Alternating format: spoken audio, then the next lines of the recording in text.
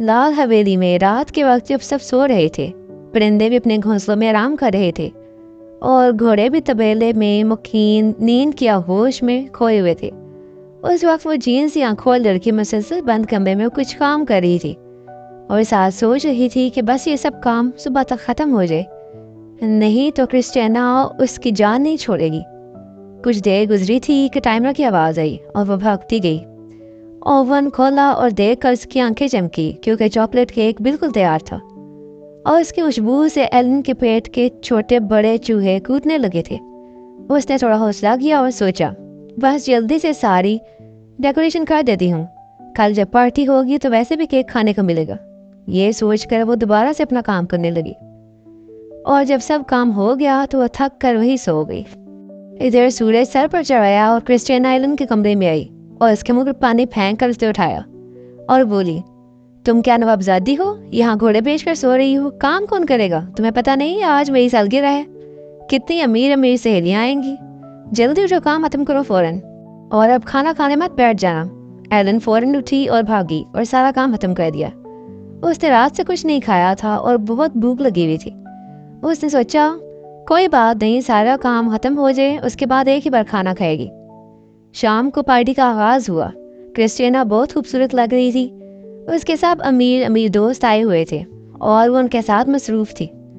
اور پھر جب کیک کاٹنے کا وقت آیا تو کرسٹینا نے کیک کاٹا، سب نے تالیاں بجائیں اور اس نے کیک سب کو دیا سوائے ایلن کے۔ ایلن کو بہت بھوک لگی تھی، اس سے رہا نہ گیا اور موقع پاتے ہی اس نے کٹے ہوئے کیک کا ایک ٹکڑا اٹھا کر کھا لیا۔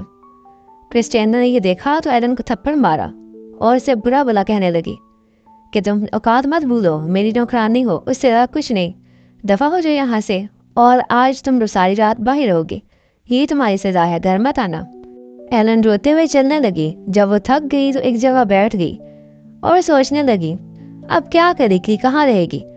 ابھی وہ روتے ہوئے سوچ رہی تھی کہ اچانک ہر طرف روشنی ہوئی اور سامنے ایک جھونپڑی نما گھر نما ہوا۔ ہر طرف پھول کھلے ہوئے تھے اور جگنو جگمگا رہے تھے۔ یہ کوئی جادوئی جگہ نظر آتی تھی۔ وہ یہ سب دیکھ کر حیران ہوئی۔ پہلے تو اس نے سوچا وہاں سے بھاگ جائے، لیکن پھر کہا کہ اندر جایا جائے۔ وہ ابھی اس جگہ میں اس نے قدم ہی رکھا تھا کہ سامنے سے ایک پری نمودار ہوئی۔ اس کے ہاتھ میں ایک ڈبہ تھا اور اس میں ایک کیک تھا۔ اس پری نے ایلن سے کہا کہ آج پہلی بار کوئی انسان یہاں آیا ہے، یہ تمہارے لیے ہے، کھا لو، تمہیں بھوک لگی ہوگی۔ یہ ایک جادوئی جگہ ہے جو سال میں صرف ایک بار نمودار ہوتی ہے۔ تم ایک خوش قسمت انسان ہو کہ تمہیں یہ دکھی، اب اس سے فائدہ اٹھاؤ اور اس کیک کو تم معمولی مت سمجھنا، یہ ایک جادوئی کیک ہے۔ جس چیز کا سوچ کر تم یہ کھاؤ گی تمہیں اسی چیز کا ذائقہ آئے گا۔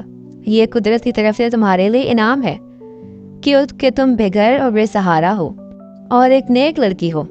ایلن اسے حیرت سے دیکھے گئی، پھر اپنی آنکھیں جھپکائیں اور دوبارہ کھولی اور کہا کہ کیا تم واقعی ایک پری ہو یا یہ میرا وہم ہے؟ پری نے کہا کہ میں پری ہی ہوں، تم اپنا انعام اپنے پاس چھپا کے رکھو، یہ کسی کے ہاتھ نہ لگے، اور جب بھی تمہیں بھوک لگے یا کچھ بھی کھانا ہو تو اس کھانے کے بارے میں سوچنا، یہ کیک تمہیں وہی ذائقہ دے گا۔ یہ کہہ کر پری وہاں سے چلی گئی اور کچھ ہی دیر میں وہ جادوئی روشنی والا گھر، جگنو اور پھول، ہر چیز غائب ہو گئی۔ ایلن نے وہ کیک اٹھایا اور واپس ایک جگہ پر آ کے بیٹھی اور جی بھر کر کیک کھایا۔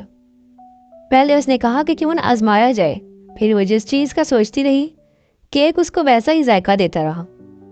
ایلن اب بہت خوش ہو گئی تھی، وہ بے صبری سے صبح کا انتظار کر رہی تھی، اور جیسے ہی صبح ہوئی وہ گھر گئی۔ اپنے کمرے میں جا کر اس نے کیک کا وہ ڈبہ چھپا دیا۔ اب وہ بہت خوش تھی کیونکہ جب بھی اسے کچھ کھانا ہوتا تو اسے کرسٹینا کی اجازت اور رحم کی ضرورت نہیں تھی۔ وہ کیک کا ڈبہ نکالتی اور سوچ کے کھا لیتی۔ کرسٹینا کو بھی اس بات کا کبھی پتہ نہ چل سکا، اور وہ ہمیشہ قدرت کا اور پری کا شکریہ ادا کرتی رہتی۔